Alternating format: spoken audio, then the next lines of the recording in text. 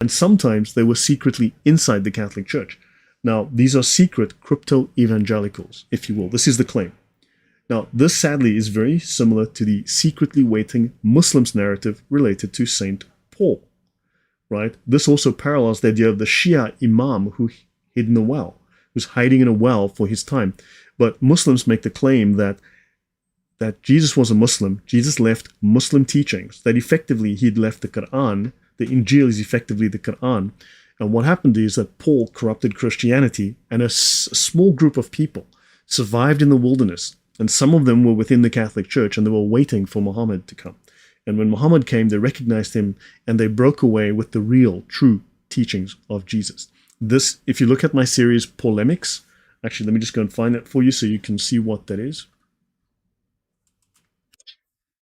So if you look at my series Polemics, you'll then be able to see that story play out, because, I mean, it's an entire comedy. If I go to the search function, I mean, this is Polemics here. Islam versus St. Paul. So I've got these two series here, Polemics, Islam versus St. Paul. I'm just change this because I need to be able to see what I'm doing here. All right, so that's Polemics, Islam versus St. Paul. So also while I'm here, I'm just going to post the link again to the coffee shop for this particular presentation that I'm offering it for $1. And right, let me close that. So have a look at this. I discussed this in depth. Okay, the Muslim claimed that they were the real Christians, and this is the entire history and genesis of the criticisms of St. Paul within Islam. It goes back to the 8th century. It's a riot. It's hysterically funny. It's completely ahistorical, but whatever. Now, they claim that remnants of the true believers were often associated... No, sorry. Remnants of the true believers, and this is by Protestants. This is by big-time Protestants, from John Wesley all the way through to, you name the Anglicans, right? That these true believers are associated with groups like the Montanists and Albigensians. The Albigensians are flaming heretics, and I mean flaming heretics. Now, Albigensians, as I said, are flaming heretics, yet they are very often cited as early Christians. These people are crazy Gnostics, absolutely bat-poop insane Gnostics. And yet, constantly, through history, Protestants have claimed these guys are early Christians because they want to go back as early as possible. And those claims all fizzle out in the 12th century, 11th century at best. So Protestants claim the Reformation restored lost true Christianity. Can the Universal Church trace its history up until the Second Council of... I'm a Protestant. No, the Catholic Church can certainly trace its history back, right? I mean, if you can ask for absolute proof, then that is not something that would be a sincere request for proof. There is rarely absolute proof, but convincing proof, certainly. But when you look at Protestant claims, these claims are ridiculous. It's a complete joke. The history of that, and I will do a talk on that. I have the notes. When I do a talk on that, it's Protestant claims fizzle out, like I said, roughly in the 12th century. And the claims are just all over the place. It's a complete and absolute joke. So while Christians believe in the priesthood of the believer, Catholics do not believe in the popehood of the believer. And this is where I've had an issue. Because, as you know, Martin Luther said that every Christian is his own church and his own pope. And this is the problem with the interpretation of the Bible that these people have discussed. Because they have come up with their own particular belief, and their understanding of Scripture is Scripture. And therefore, they are establishing completely true Christianity based on their own mind. So, yes, we do have a priesthood of the believer, but there is no popehood of the believer. And unfortunately, Protestantism has, in many respects, become the popehood of the believer.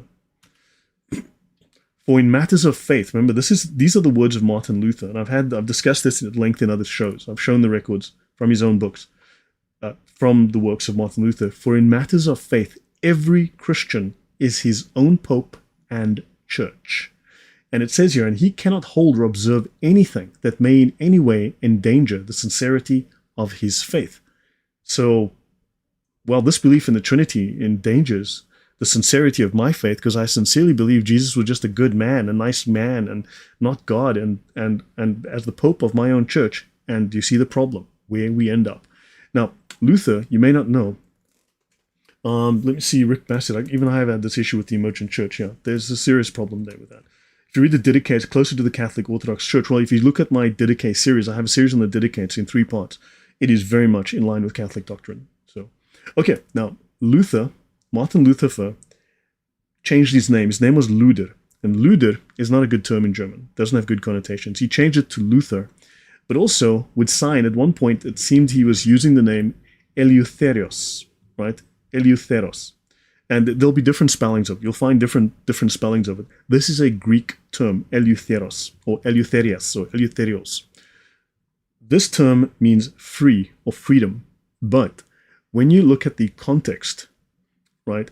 When you look at the context of the term within the understanding of the Greek philosophers, this term of Eleutheros that Luther used to refer to himself means I am free to do what I want. I am free to do anything I please. This is the height of arrogance, the height of pride, and the height of narcissism.